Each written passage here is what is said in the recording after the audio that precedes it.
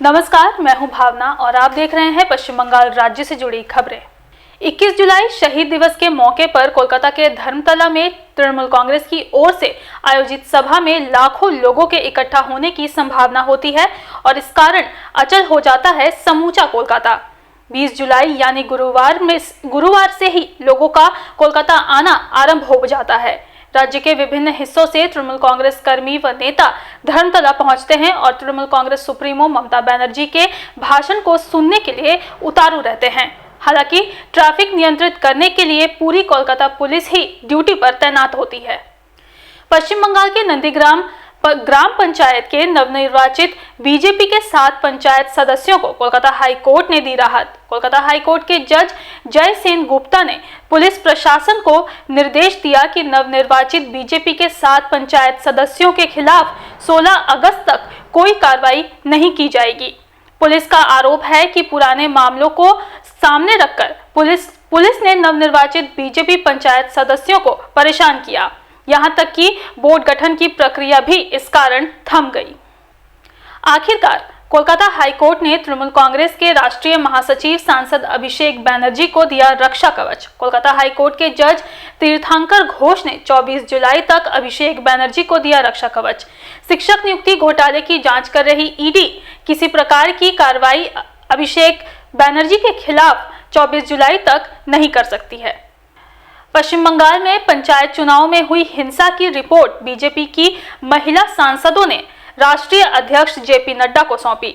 चुनावी हिंसा के दौरान महिलाओं पर हुए अत्याचार की ग्राउंड रिपोर्ट के लिए बीजेपी महिला सांसदों ने राज्य में 3 दिन रहकर अपनी रिपोर्ट तैयार की। वहीं दूसरी ओर पश्चिम बंगाल से बीजेपी सांसदों ने नई दिल्ली स्थित गांधी मूर्ति के सामने इकट्ठा होकर प्रतिवाद किया। पश्चिम बंगाल के पंचायत चुनाव को लेकर कोलकाता हाई कोर्ट हुई बेहद नाराज। कहीं मतगणना केंद्र में ही सील्ड बैलेट बॉक्स तो कहीं मतगणना केंद्र के बाहर मिल रहे हैं बैलेट पेपर। इतना ही नहीं, वोट बॉयकॉट होने के बाद भी 95% वोट डाले गए तो कहीं वोटर्स से ज्यादा मतदान की संख्या देखी गई। पंचायत चुनाव संपन्न होने के बावजूद इस तरह की घटनाओं को लेकर कोलकाता हाई कोर्ट में दायर हो रहे हैं मामले। हावड़ा स्टेशन के नाम एक और उपलब्धि जुड़ गई है। जी हां, देश के प्रतिष्ठित शताब्दी पुराने रेलवे स्टेशनों में शुमार हावड़ा को ग्रीन स्टेशन का पदक हासिल हुआ है। दरअसल भारतीय रेलवे ने देश भर में पर्यावरण अनुकूल नेटवर्क बनाने का फैसला लिया है। उसी के एक भाग के रूप में रेलवे के विभिन्न क्षेत्रों में कार्बन उत्सर्जन को रोकने के लिए कई पहल की गई। उसी आधार पर हावड़ा स्टेशन को समग्र पर्यावरण अनुकूल के रूप में चुना गया है। फिलहाल के लिए इतना ही। देखते रहिए Public Times, your voice, our mission. नमस्कार। विजुअल एड हो या डिजिटल एड, पब्लिक टाइम्स आपके लिए लेकर आया है public times ad making desk. यहाँ एक्सपर्ट ग्राफिक डिजाइनर की गाइडलाइन में बनाए जाते हैं विजुअल और डिजिटल एड बिल्कुल रीजनेबल रेट पर। So contact Public Times Ad Making Desk. Contact number 9332185842। आप हमसे ईमेल आईडी के जरिए भी कांटेक्ट कर सकते हैं। हमारा ईमेल आईडी है publictimes2011@gmail.com।